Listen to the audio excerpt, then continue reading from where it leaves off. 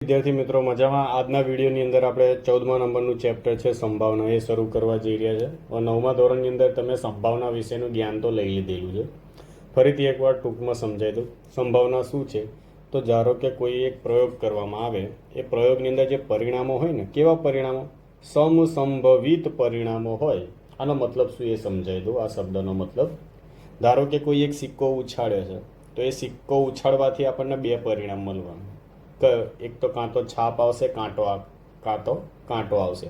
મતલબ કે કાં તો હેડ આવશે, કાં તો ટેલ આવશે. બરાબર. આ જે હેડ અને ટેલ છે ને, એ પરિણામ કહેવાય સમસંભવિત. આના બહારનું કોઈ પરિણામ આવવાનું નથી. બરાબર. તો એ પરિણામ જે છે ને, મારે એ ગણવું છે. મતલબ કે એનું મારે ગાણિતિક સ્વરૂપની અંદર મૂલ્ય સ્વરૂપે મેળવવું છે, માપન કરવું છે.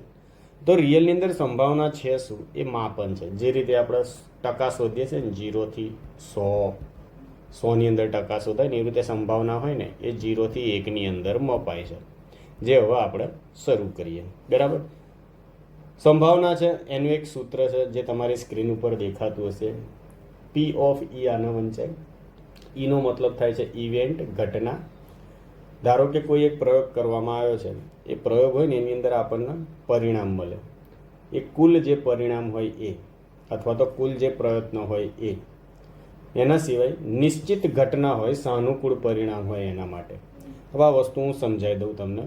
તો ધારો કે મારી જોડે એક બકેટ છે, એની અંદર અલગ અલગ બોલ રહેલા છે. ધારો કે ટોટલ 10 બોલ છે. એની અંદર 3 લાલ કલરના બોલ છે, 5 છે એ પીળા કલરના બોલ છે, અને 2 સફેદ કલરના બોલ છે. બરાબર. તો અહીંયા ટોટલ આપણે વારાફરતી આ બકેટની અંદરથી એક બોલ હું બહાર નીકાળીશ. તો આવા ટોટલ પ્રયત્નો કેટલા થવાના? તો કુલ પ્રયત્નોની સંખ્યા કેટલી થવાની છે? 10 થવાની. પણ હવે હું સવાલ પૂછું કે ફક્ત લાલ રંગના જે બોલ હતા એ બહાર નીકળ્યા, એના માટેના કેટલા પ્રયત્નો કરવામાં આવ્યા? તો જવાબ કેટલા આવશે? તો એના માટે જવાબ આવશે 3. એને જ કહેવાય ઘટના ઈ માટે ઉદ્ભવેલા પ્રયત્નોની સંખ્યા. મતલબ કે નિશ્ચિત હોય. હું તમને એમ પૂછું કે પીળા રંગ માટે કેટલા પ્રયત્નો કરવામાં આવ્યા? તો પીળા રંગના બોલ કેટલા હતા? 5. તો ખબર પડી જ જાય આપણને કે 5 પ્રયત્નો પીળા રંગ માટે થયા. એવી રીતે સફેદ રંગના પ્રયત્નો કેટલા હતા? 2. તમે આ જે પ્રયત્નો છે ને, એને પરિણામ પણ કહી શકો છો. એટલે ઘટના ઈ હોય ને, એને સૈદ્ધાંતિક સંભાવના એટલે કે પ્રશિષ્ટ સંભાવના પણ કહેવામાં આવે છે, જેને આપણે P ઓફ E તરીકે દર્શાવીશું. આ ચેપ્ટરની અંદર હવે તમારા આ સૂત્ર જે છે ને, એની ઉપરના જ બધા દાખલા આવવાના છે. એટલા સૂત્ર છે ને, એ તમે દિમાગની અંદર ઘુસાડી દો. R/N, P of E is equal two R/N તરીકે પણ આપણે એને દર્શાવી શકીએ. જ્યાં R કોણ છે? તો ઘટના ઈ છે, એના માટે ના પ્રયત્નોની સંખ્યા છે. N શું છે? કુલ પ્રયત્નોની સંખ્યા છે. હવે મેં આગળ તમને કીધું એ પ્રમાણે આપણી જે આ સંભાવના હોય એ કાં તો 0 હોય, કાં તો 1 હોય. 0 કરતાં મોટી હોય અને 1 કરતાં નાની હોય. મતલબ કે આ એક શરત થઈ ગઈ, અને શરતના સ્વરૂપની અંદર મેં અહીંયા દર્શાવેલી છે. હવે પરીક્ષાની અંદર જોવા જઈએ તો આપણને સવાલ કેવો પૂછાય છે કે કોઈ એક ઘટના છે એ અશક્ય છે. એક્ઝામ્પલ તરીકે મારી જોડે બકેટની અંદર 10 બોલ હતા ને, એની અંદર કલર કયા કયા હતા? એક લાલ હતો, એક પીળો હતો, અને એક સફેદ હતો. હવે ઇમેજિન કરો, હું એમ કહું કે કાળા કલરનો બોલ બહાર નીકળે, તો એ તો ઇમ્પોસિબલ વસ્તુ છે ને, એ તો અશક્ય ઘટના થઈ ગઈ. ઘટના લાલ માટેની હોય, પીળા માટેની હોય, સફેદ માટેની હોય. કાળા માટેની તો હોય જ નહીં, કેમ કે કાળા કલરનો તો કોઈ બોલ હતો જ નહીં. તો એવી ઘટના જે છે ને, એના માટે આપણને સંભાવના કેટલી મળે? 0 મળે. મતલબ કે અશક્ય ઘટના હોય, અનિશ્ચિત ઘટના હોય, એની માટેની સંભાવના કેટલી હોય? 0 હોય. એવી જ રીતે શક્ય અને નિશ્ચિત ઘટના હોય, એની માટેની સંભાવના કેટલી હોય? 1 હોય. આ વસ્તુ તમારે યાદ રાખવાની છે, પરીક્ષામાં પૂછાશે. આના રિલેટેડ સવાલો જે પરીક્ષામાં પૂછાવાના છે એ અહીંયા હું તમને બતાવી દઉં. સ્વાધ્યાય 14.1 છે. એની અંદર તમે જોશો તો સૌથી પહેલી વસ્તુ શું લખી છે? ઘટના ઈની સંભાવના વત્તા ઘટના ઈ નહીંની સંભાવના ઇઝ ઇક્વલ ટુ કેટલું? ચલો હવે આ વસ્તુ આપણે સમજીએ. ઘટના ઈ શું છે, ઘટના ઈ નહીં એ શું છે. તો અહીંયા જુઓ, આપણે આગળ મેં તમને શું સમજાવ્યું હતું. બોલ કેટલા હતા? 10 હતા, બરાબર. આ 10 બોલ જે હતા એની વાત આપણે કરીએ હવે. તો આપણી જોડે લાલ રંગ માટે ટોટલ 3 હતા, સફેદ રંગ માટે 5 બોલ હતા અને પીળા રંગ માટે 2 બોલ હતા. તો ટોટલ 10 બોલ થયા. હવે અહીં હું સવાલ પૂછું, લાલ હોય, જો લાલ હોય ને તો શું થાય? આ સફેદ અને પીળો ન હોય. ખબર પડી? જો લાલ હોય તો સફેદ અને પીળો ન હોય. તો આ હોય અને ન હોય બંનેનો સરવાળો કરું તો એ કેટલો થવાનો? 1 થવાનો છે. અને આ જ વસ્તુ આપણને અહીંયા સમજાય છે. બીજું, ઉદ્ભવી ન શકે તેવી ઘટનાની સંભાવના, ઉદ્ભવી જ ના શકે એવી ઘટનાની સંભાવના કેટલી હોય? 0 હોય. અને આવી ઘટનાને આપણે શું કહીએ છીએ? તો કે અશક્ય ઘટના અથવા તો અનિશ્ચિત ઘટના કહેવાય. ચોક્કસપણે ઉદ્ભવી શકે એવી ઘટનાની સંભાવના કેટલી? તો સંભાવના કેટલી? 1. અને આવી જે ઘટના છે ને એ ઘટનાને શું કહેવાય? શક્ય અથવા તો નિશ્ચિત ઘટના. શું કહેવાય? શક્ય અથવા તો નિશ્ચિત ઘટના. પછી આપણને એ પણ પડી ગઈ ખબર કે પ્રયોગો હોય એના મૂળભૂત ઘટનાઓની સંભાવનાનો સરવાળો કેટલો થાય? તો ટોટલ કેટલું થવાનું? 1 થવાનું. ઘટનાની સંભાવના ખાલી જગ્યાથી મોટી હોય. જો અહીંયા ધ્યાનથી જુઓ, 0 કરતાં મોટી હોય. આ આપણી સંભાવના છે. આ છે ને આપણી સંભાવના છે. એ 0 કરતાં કેવી છે? મોટી. તો અહીંયા શું આવશે? 0. 0થી મોટી હોય, બરાબર. અને 1થી નાની હોય. આ જે 1 છે એનાથી કેવી હોય? નાની. આ જે 5 જેટલા 1 માર્કના જે સવાલ છે ને પરીક્ષાની અંદર આમાંથી એક પૂછાવાનો છે. આટલું દિમાગની અંદર તમે ઘુસાડી દેજો. હજી થોડા આપણે આગળ જઈએ. હવે સંભાવના જે છે ને એને સમજવાનો પ્રયત્ન કરીએ. તમારું જે ચોપડી છે એની અંદર સ્વાધ્યાય આપેલું છે. એ સ્વાધ્યાયની અંદર અમુક સવાલો પૂછાયા છે. કેવા સવાલો પૂછ્યા છે એ જોઈએ આપણે. તો બીજા નંબરનો જે દાખલો છે ને એની અંદર આપણને સવાલ પૂછે છે કે નીચે આપેલ પૈકી કયા પ્રયોગના પરિણામો સમસંભવિત છે? અહીં સમસંભવિત શબ્દ જે છે ને એ મારે તમને સમજાવવાનો છે. શું કહે છે? પ્રયોગ આપેલો છે, ડ્રાઈવર કાર ચાલુ કરવાનો પ્રયત્ન કરે છે. મતલબ કે અહીંયા પ્રયોગ તરીકે આપણે શું લીધો કે કોઈ એક ડ્રાઈવર છે એ કાર શરૂ કરવાનો પ્રયત્ન કરે છે. તો આ જે કાર ચાલુ થાય છે અથવા તો ચાલુ થતી નથી, આની માટે આપણે એક જવાબ આપવાનો છે કે આ જે પરિણામ છે સમસંભવિત છે કે નહીં. તો અહીં જવાબ શું આવે કે સમસંભવિત નથી. કેમ નથી? તો કારણ એ છે કે કાર ચાલુ હાલતમાં છે કે બંધ છે એ અહીંયા આપણને દર્શાવ્યું જ નહીં.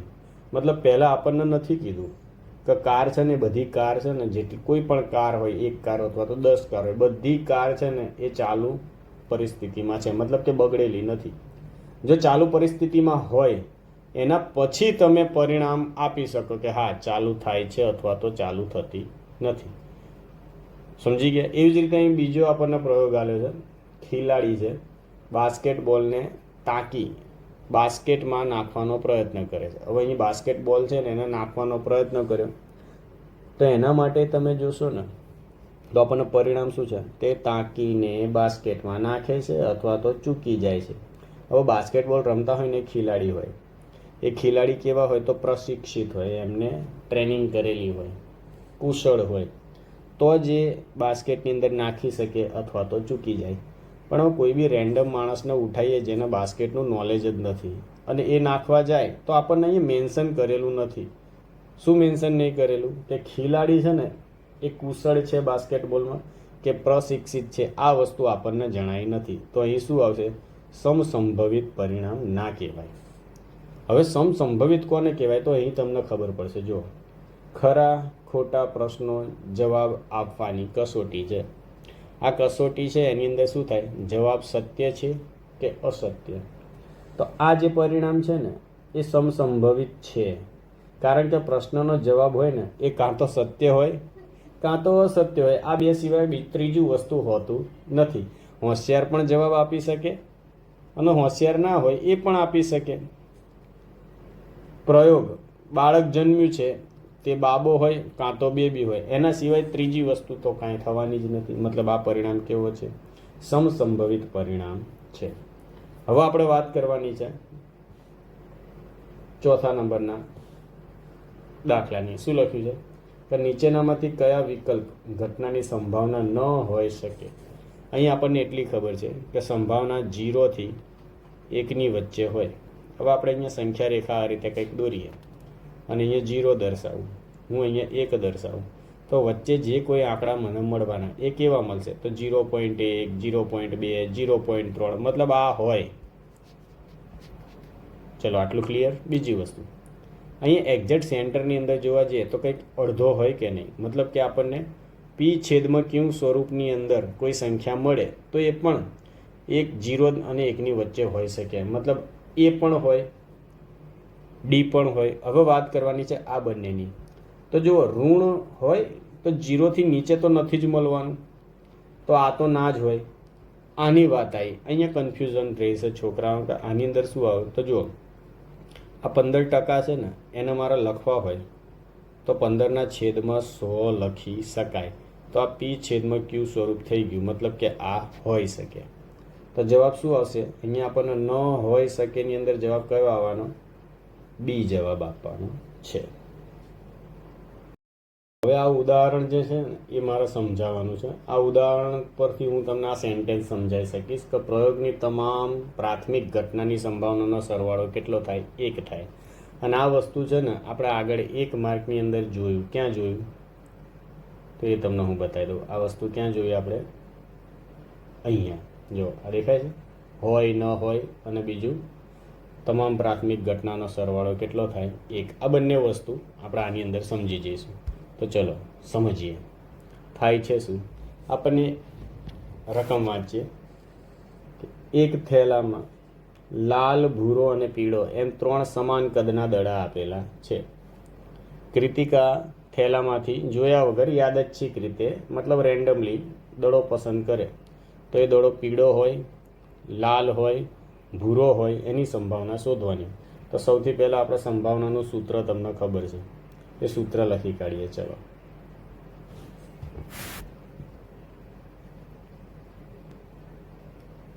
P of E is equal to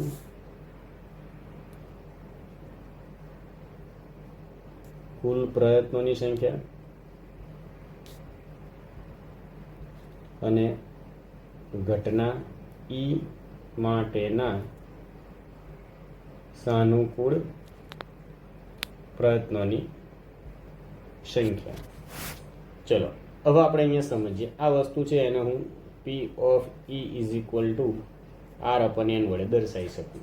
શોર્ટમાં આપણે 3 ઘટનાઓ સમજવાની છે. પહેલી ઘટના કઈ છે? તો પહેલી ઘટનાનું નામ આપી દઉં P of A. આ કોના માટે છે? તો પીળો રંગ એટલે કે પીળો બોલ હોય એની માટેની ઘટના છે. બરાબર. આવી જ રીતે બીજા નંબરની જે ઘટના છે એ કઈ છે? લાલ હોય એની માટે. તો હું અહીંયા લખી કાઢું છું લાલ હોય અને આને કયું નામ આપી દઈશ?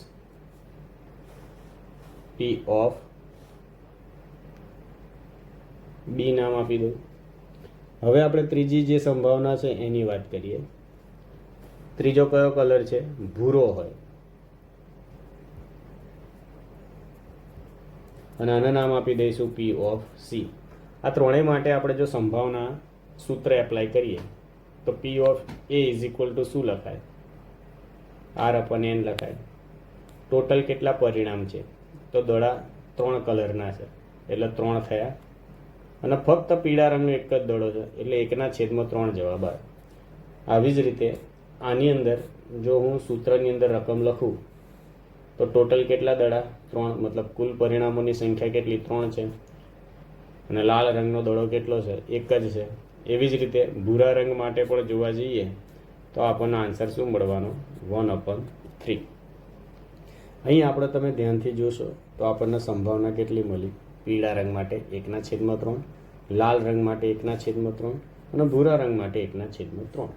હવે આપણે આ સેન્ટેન્સ સમજવાનું છે કે આ જે પ્રયોગ થયો એની પ્રાથમિક જે ઘટનાઓ હતી, પહેલી, બીજી અને ત્રીજી, આ પ્રાથમિક ઘટનાઓ, એની સંભાવનાનો સરવાળો કરવાનો, એટલે આ એની સંભાવના મળી આપણને. અને આ બધાનો હવે આપણે શું કરીશું? સરવાળો. જોઈએ શું થાય છે. તો આ બધાનો હવે આપણે સરવાળો કરીએ છીએ. પી ઓફ એ વત્તા પી ઓફ બી વત્તા પી ઓફ સી કેટલા થાય? તો P of A is equal to 1/3, P of B is equal to 1/3, P of C is equal to 1/3. અહીંયા છેદ સમાન છે માટે છેદમાં કેટલા આવશે? 3. તો ઉપરના જે કોઈ પદ હોય એ બધાનો હવે શું કરવાનો? સરવાળો. છેલ્લે આપણને આન્સર કેટલો મળશે? 3/3. હવે આપણે જો છેદ ઉડાડીએ તો 3 એકા 3 થાય. આન્સર કેટલો આવ્યો? 1 આવ્યો. મતલબ જે સેન્ટેન્સ લખેલું ને કે પ્રયોગના તમામ પ્રાથમિક ઘટનાનો સરવાળો કરો તો એ સંભાવના કેટલી મળે? 1. તો અહીંયા 1 આવી ગયું. હવે અહીંયા બીજી એક વસ્તુ સમજવાની છે.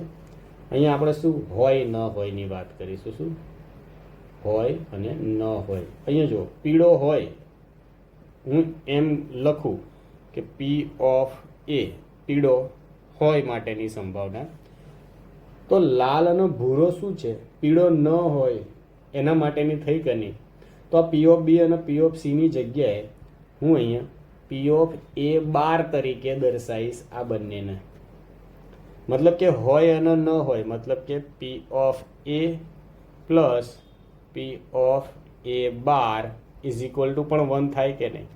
આ બંને જે છે ને એની જગ્યાએ હું પી ઓફ એ બાર દર્શાવું તો પણ બરાબર કેટલા? 1 થયા કે નહીં? થયા. હવે અહીંયા આપણે જે આ પી ઓફ એ છે ને એના કહીશું સંભાવના, ઘટના કહીશું, અને પી ઓફ એ બાર એને આપણે પૂરક ઘટના તરીકે ઓળખીશું. શેના તરીકે ઓળખીશું? પૂરક ઘટના. મતલબ કે ઈ હોય અને ઈ ન હોય. અહીંયા આપેલું છે, જુઓ તમે જોશો ને તો અહીંયા ખબર પડશે તમને. ઘટના ઈ નહીં એના આપણે શેના વડે દર્શાવીશું? ઈ બાર અથવા તો ઈ ડેશ કહી શકો છો તમે. ઘટના હોય અને ઘટના ઈ ન હોય એ બંનેનો સરવાળો 1 થાય. આ આપણું નવું સૂત્ર છે. આ જે પી ઓફ ઈ છે એ બરાબરની બીજી બાજુ જાય તો માઇનસ થઈ જાય. તો P of E bar is equal to 1 minus P of E. હવે આપણી જોડે બે સૂત્રો છે. એક આ પહેલું P of E is equal to R upon N, બીજું P of E bar is equal to 1 minus P of E. આ બંને સૂત્રોની મદદથી હવે આપણે દાખલા ગણવાના આવશે.